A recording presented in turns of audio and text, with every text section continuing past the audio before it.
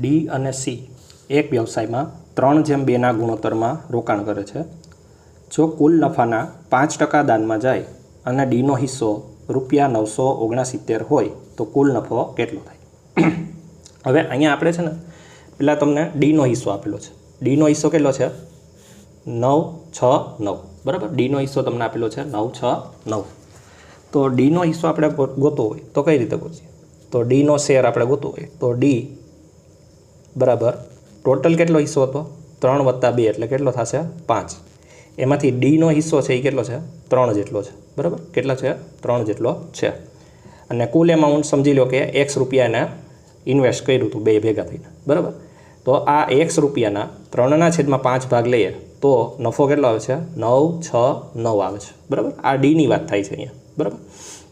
તો હવે આનું આપણે સોલ્યુશન કરીએ તો કુલ રાશિ આપણને મળશે અહીંયા કે કુલ નફો કેટલો હતો, બરાબર. તો આ કુલ નફો જે મળશે ને એ 95% મળશે ટોટલ. કેટલો મળશે? 95%. કારણ કે 5% તો પહેલાં દાનમાં કરી દીધું હતું અને પછી આ નફો મળ્યો છે એટલે 5% દાનમાં કરી દીધું પછી 95% લેખે આ ગણતરી થાય છે, બરાબર. હવે આપણને આગળ સમજાવીએ કઈ રીતે. તો કે અહીંયા આપણે એક્સને કરતા બનાવીએ.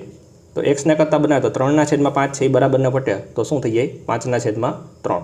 તો 969 તો છે જ પણ આ 3/5 છે એ સામે જાય તો કેટલા થઈ જાય? 5/3, બરાબર.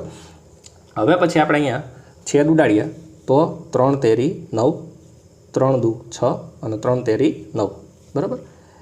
અને આનો આપણે ગુણાકાર કરીએ તો 5 તેરી 15 વધી પડી 1, 5 દુ 10 ને 1 11 વધી પડી 1, 5 તેરી 15 ને 16 એટલે કે 1615 રૂપિયા થાય.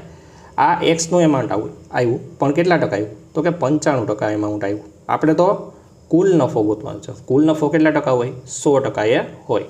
તો આ જે 95% રાશિ છે એની જ આપણે 100% ગણતરી કરવાની છે, બરાબર. તો આની આપણે ગણતરી કરીએ તો કઈ રીતે થાય? તો કે 95% એ 1615 તો 100% એ કેટલા? 100% એ કેટલા? બરાબર. હવે આપણે અહીંયા ક્રોસ ગુણાકાર કરીએ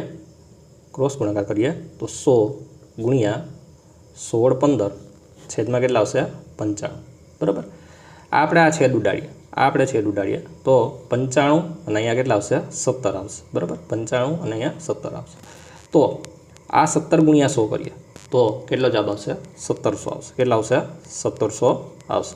ઇટ મીન્સ કે ટોટલ નફો આખી જે ડીલ થઈ એમાં ટોટલ નફો કેટલા રૂપિયા હશે? 100 રૂપિયાનો નફો હશે. ક્લિયર?